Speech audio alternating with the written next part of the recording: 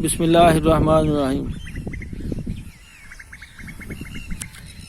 मैं अपने सब किसान भाइयों अपने यूट्यूब चैनल एग्रीकल्चर डिमांड दे विच वैलकम कहना। अज दा साडा टॉपिक है जी मकई। मकई नूं किस तरीके दे नाल काश्त किया जाए, आसानी भी रहे,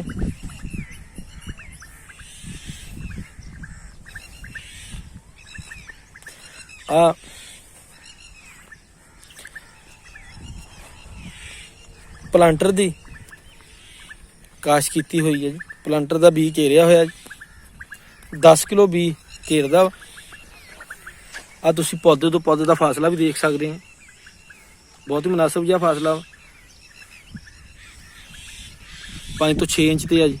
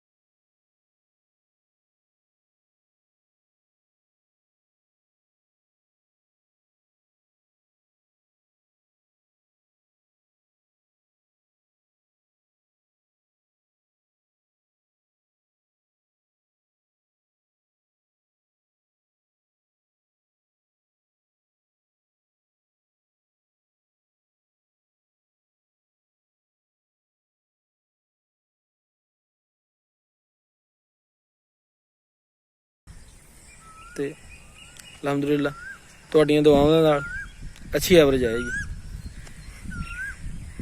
अस्सलाम वालेकुम।